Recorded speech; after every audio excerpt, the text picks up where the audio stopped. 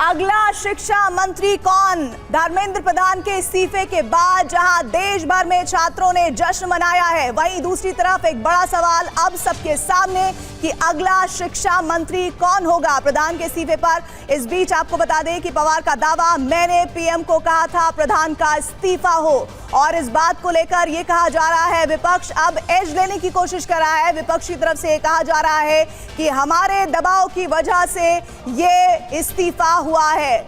UEM Jaipur एक आदर्श लक्ष्य है। भावी छात्रों के लिए अच्छी नौकरी, भविष्य के लिए तैयार कौशल के साथ अच्छी शिक्षा। धर्मेंद्र प्रधान के इस्तीफे पर शरद पवार का दावा, मैंने पीएम को कहा था प्रधान का इस्तीफा हो, पीएम ने मेरा अनुरोध स्वीकार किया है। विनोद जगदाले इस वक्त हमारे साथ, हमारे सहयोगी इस खबर पर जुड़ रहे हैं। विनोद, ये बड़ी बात है कि धर्मेंद्र प्रधान के इस्तीफे को लेकर जो छात्रों के साथ सरकार का गतिरोध था वो आखिरकार खत्म हो गया, लेकिन शरद पवार जो कह रहे हैं इस बात को लेकर विपक्ष कितना अग्रेसिव नजर आ रहा है कि उनके कहने पर, उनके अनुरोध पर यह इस्तीफा हुआ। देखिए, शरद पवार आज पुणे में मीडिया से बात कर रहे थे। शरद पवार ने पुणे में कहा कि धर्मेंद्र प्रधान का जो इस्तीफा हुआ, उस इस्तीफे को लेकर उन्होंने प्रधानमंत्री से मुलाकात की थी, उनसे आग्रह किया था, और उसके बाद उनका जो आग्रह था वो प्रधानमंत्री स्वीकार कर लिया और पीएम ने वहां पर उनका इस्तीफा स्वीकार कर लिया है।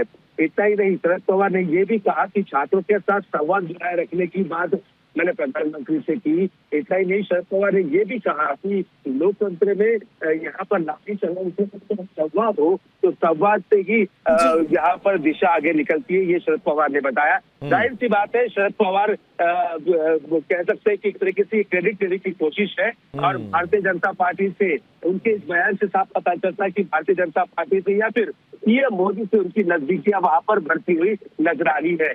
क्या बिल्कुल विनोद, और ये मुलाकात बहुत ज्यादा इंपॉर्टेंट थी और इसकी तस्वीरें भी वायरल होती। संसद भवन में जब शरद पवार मिलने पहुंचे थे, प्रधानमंत्री खुद आगे बढ़कर उनकी अगवानी करते हैं, हाथ पकड़कर उनको बिठाते हैं और बहुत सौहार्दपूर्ण माहौल में ये मुलाकात हुई थी। ऐसे में तीन तरह के लोग आ रहे हैं सामने इस इस्तीफे की बात। सीजेपी का क्लेम बहुत ज्यादा जेन्युइन है कि हमारे आंदोलन के बाद, हमारे दबाव बनाने के बाद सरकार झुकी है। विपक्ष ये कह रहा है कि कहीं ना कहीं लोकतंत्र की जीत हुई है, लेकिन विपक्ष का दबाव भी काम आया।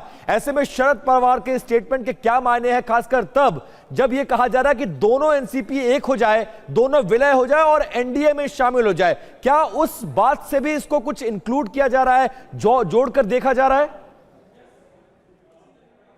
पूछा है, यहाँ पर पिछले कई दिनों से अटकलें हैं कि दोनों एनसीपी एक साथ आ जाए। खुद भारतीय जनता पार्टी के नेताओं ने, यानी देवेंद्र फडणवीस ने ये मैसेज भी साफ तौर पे दोनों नेताओं को दिया है कि दोनों एनसीपी साथ हमारे साथ आए तो ही बात आगे बढ़ेगी। लेकिन एनसीपी अजित की जो नेता है सुनेत्रा पवार, उन्होंने साफ तौर पे इसका विरोध किया है दोनों एनसीपी साथ आने को लेकर।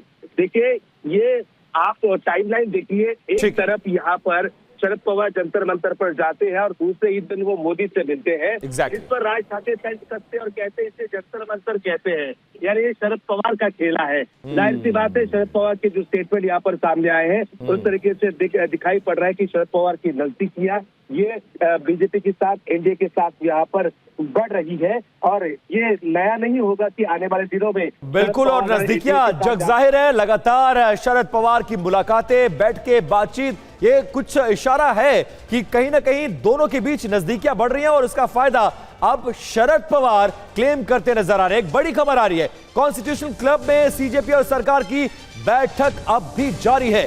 करीब 1 घंटे से सीजेपी और नड्डा के बीच बैठक चल रही है। वार्ता स्थल पर प्रेस कॉन्फ्रेंस की भी तैयारी की जा रही है। तो सरकार की तरफ से तीसरे दौर की वार्ता के लिए जितेंद्र सिंह और जेपी नड्डा पहुंचे हुए हैं, और सीजेपी की 2 प्रतिनिधि जो लगातार सरकार से इस मसले पर बातचीत कर रहे थे, अपनी मांगों को रख रहे थे, वो भी वहां पर पहुंचे हुए हैं। और आज की मुलाकात शुरू हुए 1 घंटे का वक्त हो गया है। 1 घंटे के बाद भी बैठक जारी है और माना यह जा रहा है कि कुछ देर में जब यह बैठक खत्म होगी तो एक प्रेस कॉन्फ्रेंस की भी तैयारी है।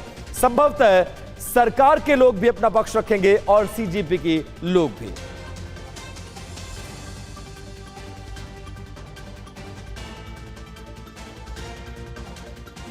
और जितेंद्र शर्मा हमारे साथ लाइव जुड़ गए हैं, सीधा उनका रुख करते हैं। जितेंद्र, लगभग 1 घंटा तो हो गया, कितनी और देर ये बैठक चलने की संभावना? प्रेस कॉन्फ्रेंस को लेकर क्या अपडेट और क्या कुछ ऐलान यहां से हो सकता है? क्या ऐसा होगा कि सीजेपी ये कह देगी कि बाकी की 2 मांगे मानी जाए तो हम आंदोलन खत्म कर रहे हैं, सरकार एक्सेप्टेंस देगी, या फिर अभी ये थोड़ा सा और खिंचने वाला, थोड़ी देर और जारी रहेगा सब कुछ? जी बिल्कुल, देखिए विपिन, तकरीबन 1.5 घंटे से बैठक चल रही थी और अब बैठक खत्म हो चुकी है, जो हमारे हमें सोर्सेज बता रहे हैं। और अब से कुछ देर बाद बाकायदा एक joint press conference constitution club के अंदर की जाएगी।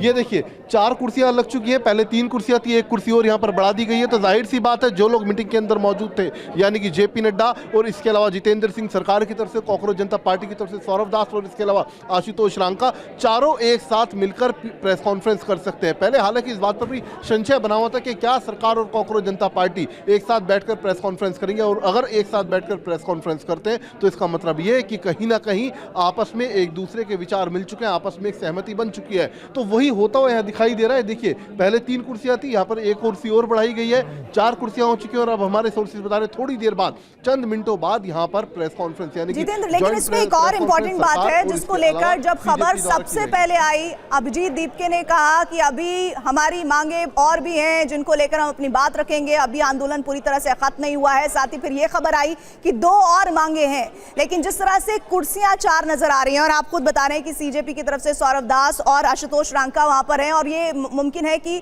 जितेंद्र सिंह के साथ और नड्डा के साथ वो दोनों भी बैठेंगे। लेकिन क्या आपको लग रहा है कि ये निर्णायक होगा? आज इस पूरे इस प्रोटेस्ट को लेकर एक ऐसा फैसला आएगा जिसके बाद सब कुछ शांत होगा, छात्रों को सुकून मिलेगा कि उनकी मांगों पर न सिर्फ गौर किया गया है बल्कि एक्शन भी हुआ है? जी बिल्कुल, देखिए जो परिस्थितियां इस वक्त दिख रही हैं उससे कहीं ना कहीं ये बात बिल्कुल साफ हो चुकी है। एक बार मैं फिर चाहूंगा कैमरामैन मस्तान आपको दिखाए। देखिए ये वो जगह है जहां पर प्रेस कॉन्फ्रेंस सबसे कुछ देर बाद होनी है। पहले 3 कुर्सियां थी, संशय यहाँ पर बना हुआ था कि क्या 3 लोग कौन हो सकते हैं जो यहाँ बैठकर प्रेस कॉन्फ्रेंस करेंगे, और क्या वाकई प्रेस कॉन्फ्रेंस होगी, जॉइंट प्रेस कॉन्फ्रेंस जिसको कहा जा रहा है। क्या सीजेपी और सरकार एक साथ बैठकर प्रेस कॉन्फ्रेंस करेंगे, और अगर एक साथ बैठकर करती है तो कहीं ना कहीं इसका ये मायने निकलता है कि सहमति बन चुकी है। तो यहाँ 4 कुर्सियां लग चुकी, तो कहीं ना कहीं ये माना जा रहा है भी कि सहमति बन चुकी है। लेकिन किन बातों पर सहमति बनी और क्या अभी भी कुछ ऐसी और मांगे हैं जिन पर सहमति बनना बाकी है, ये अब से थोड़ी देर बाद पता चलेगा। लेकिन इतना जरूर है कि 1.5 घंटे का मंथन हुआ है। जितेंद्र सिंह, जेपी नड्डा, इसके अलावा कॉकरोच जनता पार्टी से सौरभ दास, आशुतोष रांका के बीच में कल भी तकरीबन 1.5 से 2 घंटे के बीच वार्ता हुई थी, मंथन हुआ था। लेकिन अब जो आज जो ये मीटिंग हुई है, ये निर्णायक मीटिंग हो सकती है, ऐसा फिलहाल यहाँ पर जो हमारे सोर्सेज हैं वो हमें बता रहे हैं।